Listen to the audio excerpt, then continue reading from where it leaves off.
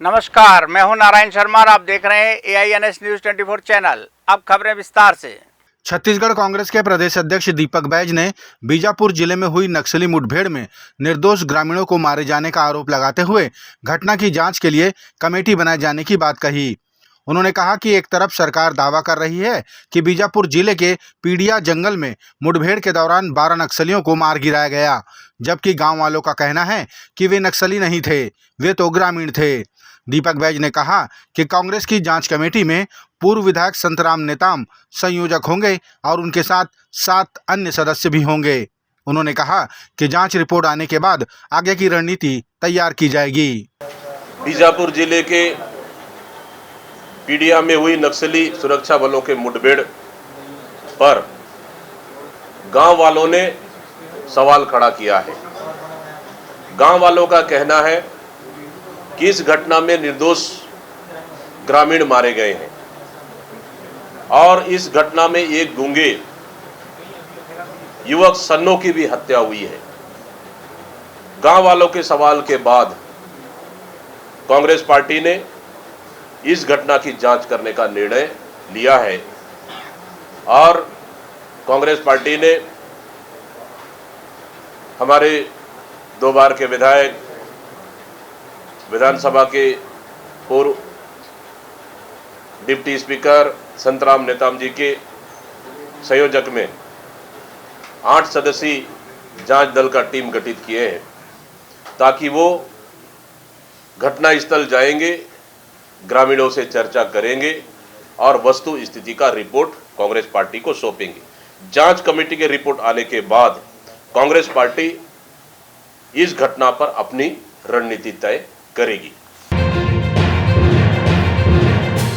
छत्तीसगढ़ में संपन्न हुए लोकसभा और विधानसभा के चुनावों में भाजपा मीडिया विभाग के बेहतर प्रदर्शन के लिए मुख्यमंत्री विष्णुदेव साय ने मीडिया विभाग के पदाधिकारियों को बधाई दी।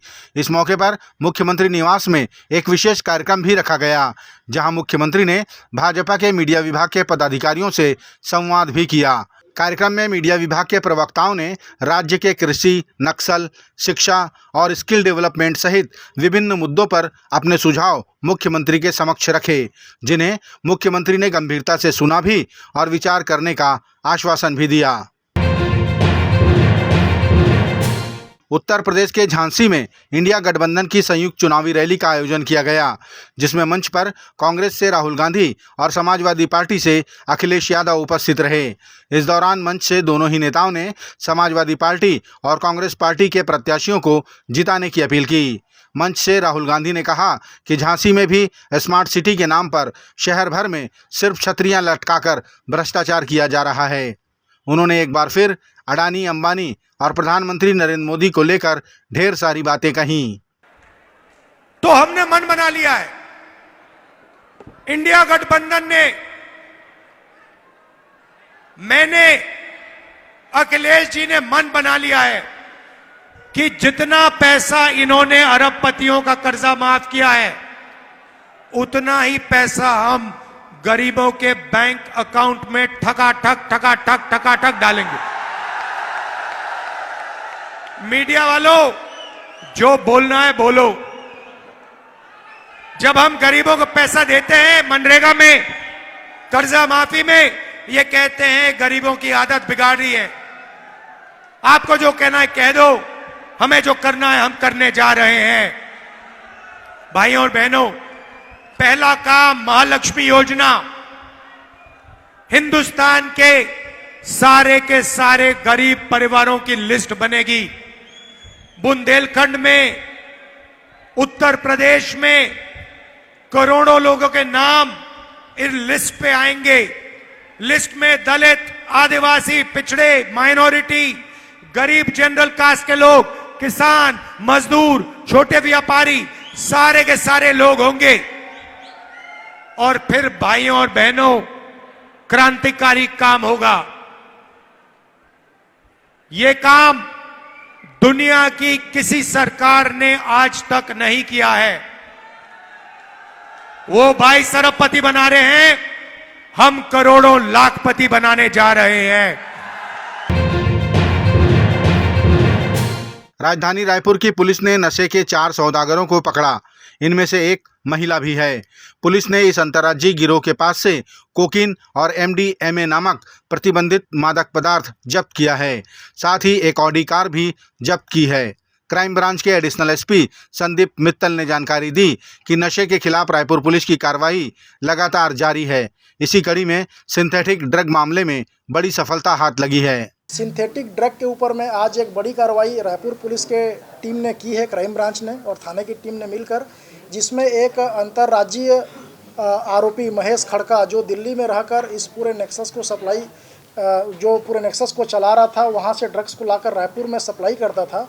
उसके प्रमुख supplier Money Heist web series के मुख्य किरदार जो अपना उपनाम रखा था प्रोफेसर उर्फ आयुष अग्रवाल को रायपुर पुलिस ने गिरफ्तार किया है।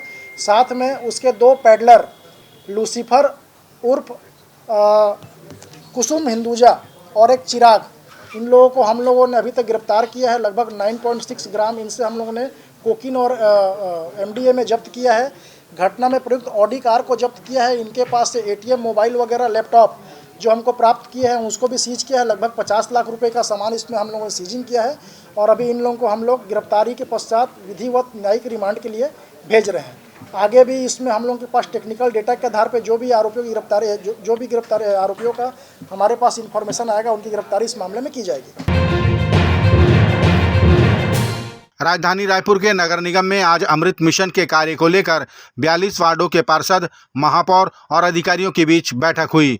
बैठक में 42 वार्डों में अमृत मिशन के कार्यों की समीक्षा की गई। बैठक के बाद महापौर एजाज ढेबर ने बताया कि कुछ वार्ड हैं जहां अमृत मिशन के कार्य फाइलों में तो हैं, लेकिन धरातल पर नहीं।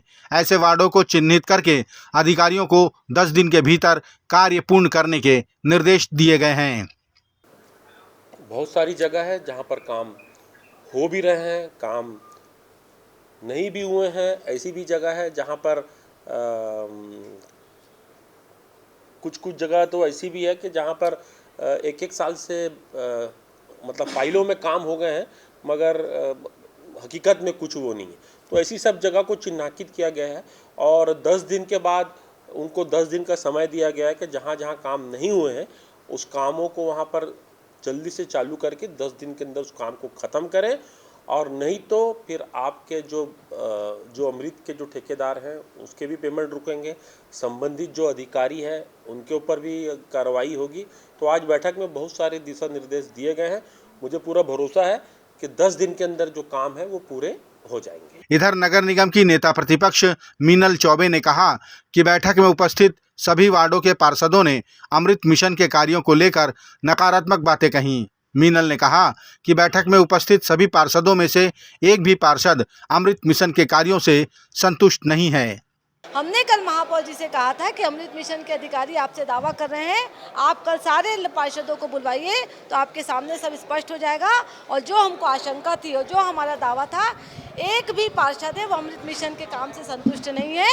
कुल मिलाकर केवल विपक्ष ही नहीं बल्कि सत्ता पक्ष के पार्षद हैं, वो उनके वार्डों में भी पानी की दिक्कत हो रही है। महापौर जी पानी की समस्या से निजात पाने में महापौर जी उनकी पूरी टीम है वो पूरी तरीके से विफल रही है। छत्तीसगढ़ कांग्रेस के प्रदेश अध्यक्ष दीपक बैज ने कहा कि 5 महीने के भाजपा के शासन में छत्तीसगढ़ अपराधगढ़ नजर आने लगा है। उन्होंने कहा कि कांग्रेस के शासनकाल में भाजपा नेताओं की हत्या को टारगेट किलिंग का नाम देकर भाजपाई राजनीति करते थे। अब कांग्रेस के नेता मारे जा रहे हैं तो वे मौन क्यों हैं? दीपक बैज ने कहा कि इन 5 महीनों में अपराधी बेलगाम हो गए हैं और अपराध चरम पर पहुंच चुका है। जिस तरह से लगातार हत्या हो रही है, हमारी सरकार में कुछ भारतीय जनता पार्टी कार्यकर्ताओं की हत्या हुई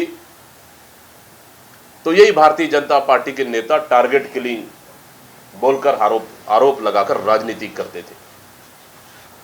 आज हम पूछना चाह रहे हैं भारतीय जनता पार्टी की सरकार से, आज हमारे नेताओं की हत्या हो रही है तो ये कौन सा किलिंग है?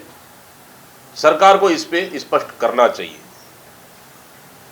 जब से राज्य में भारतीय जनता पार्टी की सरकार आई है, चाहे बस्तर हो, चाहे अंबिकापुर हो, सरगुजा हो या फिर राजधानी हो, अपराधी बेलगाम हो गए हैं।